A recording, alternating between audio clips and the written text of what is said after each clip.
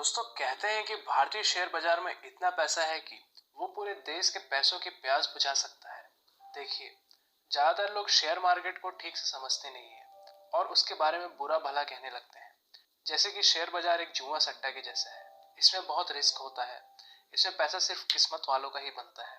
लेकिन ऐसा वही लोग कहते हैं जिन्हें इसके बारे में या तो सही जानकारी नहीं होती या वो किसी फिल्म को देखकर अपने से ही तर्क लगाना शुरू कर देते हैं।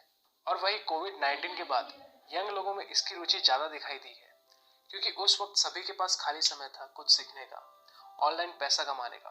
तो लोगों ने शेयर मार्केट की ओर अपनी रुचि दिखाई। और कोविड के पहले तक कई लोगों को शायद ये भी नहीं पता था कि शेयर मार्केट होती क्या है।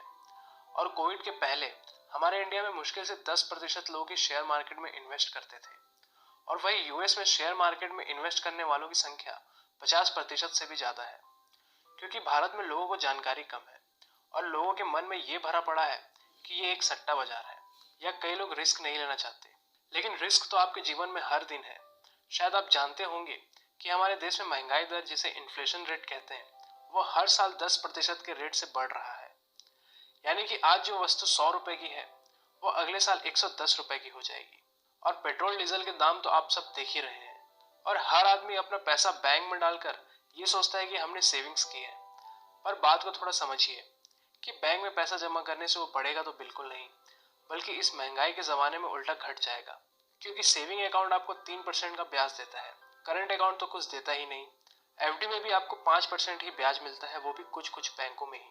और अगर आप अपने पैसों को बैंक, एफडी जैसे जगहों पर रखने का सोच रहे हैं तो इससे आप सालाना 5 से 6% घाटे में ही रहोगे। और रियल एस्टेट और गोल्ड में भी आपको 8 से 9% की ही रिटर्न मिलती है। लेकिन एक घर, जमीन और सोना खरीदने में आपको अच्छी खासी रुपयों की जरूरत पड़ती है। और इतना पैसा एक मिडिल क्लास फैमिली या फिर किसी स्टूडेंट के पास नहीं होती। बट आप शेयर मार्केट में मिनिमम बैलेंस से भी निवेश कर सकते हैं। सर वॉरेन बफेट, जिन्हें किंग ऑफ इन्वेस्टिंग कहा जाता है, जिनकी पूरी वेल्थ सिर्फ इन्वेस्टमेंट से ही ग्रो हुई है, उन्होंने ये कहा था कि मैंने इन्वेस्टमेंट महज 13 साल की उम्र में ही चालू कर दी थी, लेकिन मुझे लगता है कि मैंने इन्वेस्टमेंट काफी देर में चालू किया। खैर, आपको सिर्फ थोड़ा स्मार्टली वर्क करना पड़ेगा, जिससे आप भी अपनी अच्छी खासी वेल्थ क्रिएट कर सकोगे। अब आते हैं हम मेन पॉइंट पर कि शेयर मार्केट आखिर क्या होती है और काम कैसे करती है। दोस्तों, शेयर मार्केट का मतलब है हिस्सेदारी बाजार, जहां पर शेयर का मतलब होता है हिस्सेदारी और मार्केट का मतलब बाजार। जैसे हम बाजार जाकर सामान, सब्जी वगैरह खरीदते हैं, वैसे ही शेयर बाजार में हम कंपनी के हिस्सेदारी को खरीदते और बेचते हैं। दोस्तों, अब बात करते हैं कि शेयर बाजार काम कैसे करती है। इससे पहले एक सिंपल एग्जांपल से समझते हैं। ये बिल्कुल आपके अपने बाजार जैसा ही है, या आप कह सकते हैं कि ये एक ऑक्शन मार्केट की तरह है। ऑक्शन मार्केट मतलब नीलामी बाजार, जहां कुछ यूनिक सामानों की नीलामी की जाती है और खरीदने वाला अपनी बोली लगाकर उस सामान को खरीद लेता है। अगर उस सामान की वैल्यू ज्यादा है तो जिस इंसान की बोली सबसे ज्यादा होगी वो सामान उसका हो जाएगा। दूसरे एग्जाम्पल में हम अपने सब्जी बाजार से समझते हैं। दोस्तों, ठंडी में अंडों की मांग ज्यादा बढ़ जाती है, जिसे हम डिमांड कहते हैं। और वही गर्मियों में या कोई फेस्टिवल सीजन जैसे नवरात्रि, दिवाली के समय अंडों की कीमत सस्ती हो जाती है, क्योंकि इसकी मांग कोई नहीं करता और दुकानदारों के पास भी इसकी बहुत सी मात्रा पड़े रह जाती है। मतलब कि जिस वस्तु की मांग ज्यादा है और सप्लाई कम है तो उस वस्तु की कीमत में वृद्धि होगी। और जस्ट इसके ऑपोजिट, जिस वस्तु की सप्लाई ज्यादा है और डिमांड कम है, उस वस्तु की कीमत घटेगी। तो ऐसा ही बिल्कुल शेयर मार्केट भी काम करता है। जिन शेयरों की डिमांड ज्यादा होती है तो उसकी कीमतों में भी बढ़ोतरी होती है, और जिन शेयरों की डिमांड कम होती है, जिसे कोई लेना नहीं चाहता, तो उसकी कीमत भी गिरते जाती है। अब हम बात करते हैं कि शेयर बाजार में निवेश कैसे करें। दोस्तों, भारत में प्रमुख 2 एक्सचेंज है। एक्सचेंज मतलब आप एक दुकान समझ सकते हैं, जहां भारत की कुल 5000 से भी ज्यादा कंपनियों की शेयर खरीदारी और बिकवाली के लिए लिस्ट होती है। तो इनमें से एक है बीएससी, जिसका पूरा नाम है बॉम्बे स्टॉक एक्सचेंज, और दूसरा है एनएसई, जिसका पूरा नाम है नेशनल स्टॉक एक्सचेंज।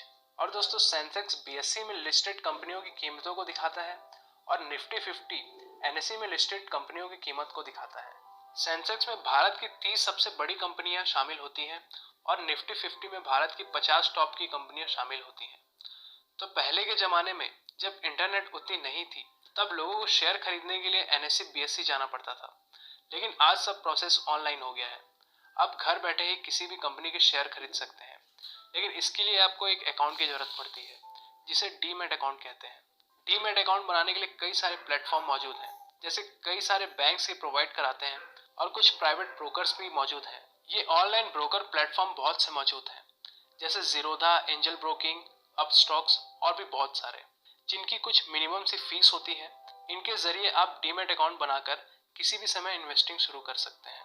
दोस्तों अब हम बात करेंगे कि कौन सी शेयर हमें खरीदनी चाहिए और कैसे पता करें कि कौन सी कंपनी अच्छा परफॉर्म करेगी। दोस्तों किसी भी कंपनी में निवेश करने से पहले आपको मार्केट एनालिसिस करना पड़ेगा। शेयर मार्केट में दो टाइप की एनालिसिस होती है, पहला है फंडामेंटल एनालिसिस और दूसरा है टेक्निकल एनालिसिस।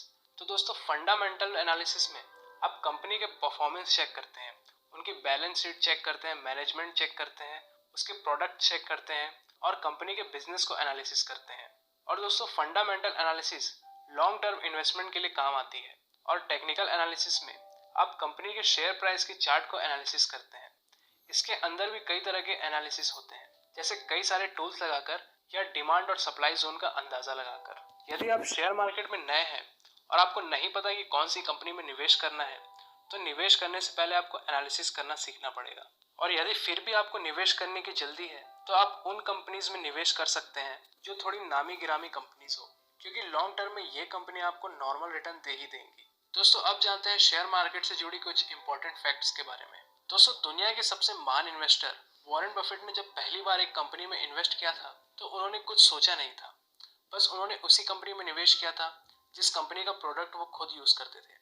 लेकिन जब उन्होंने शेयर खरीदा तो अगले ही दिन कंपनी के शेयर प्राइस नीचे आ गए और कम से कम 6 महीने तक उन्हें कोई भी मुनाफा नहीं दिख रहा था। ऐसे में वो डरने लग गए थे और सोचने लगे कि क्या मैंने गलत कंपनी खरीद लिया या मेरा फैसला कहीं गलत तो नहीं था। तो ये डर उन्हें खाया जा रहा था। तो जब करीब 10वें महीने में कंपनी का शेयर प्राइस ऊपर आया, तो उन्होंने अपने ही खरीदे हुए प्राइस पर बेच दिया, ये सोचकर कि चलो मुझे घाटा हो रहा था, इससे अच्छा मैं बिना घाटे और बिना फायदे के ही निकल जाता हूँ। लेकिन उनके बेचने के एक हफ्ते बाद ही उस कंपनी का शेयर प्राइस 70% तक चढ़ गया था और ये देखकर वॉरेन बफेट बहुत दुख हुए और उन्हें सीख मिली कि मार्केट हमारे लालच और डर का परीक्षा लेता है। शेयर मार्केट उन लोगों के लिए बिल्कुल नहीं जो ये सोचते हैं कि 1-2 महीने में उन्हें अच्छा खासा मुनाफा हो जाएगा। मार्केट आपके पेशेंस और इमोशंस की परीक्षा लेता है। अगर आप धैर्य रखते हैं तो बेशक आपको मार्केट से अच्छे रिजल्ट मिलेंगे, और आप मार्केट में आए हैं तो जल्दबाजी बिल्कुल ना करें, नहीं तो आपको भी ये सट्टा बाजार ही लगेगा। तो आज के लिए बस इतना ही। आशा है ये वीडियो आपको पसंद आई हो, और शेयर मार्केट, फाइनेंस और इन्वेस्टमेंट से रिलेटेड जानकारी के लिए जुड़ जाइए हमारे चैनल से। धन्यवाद।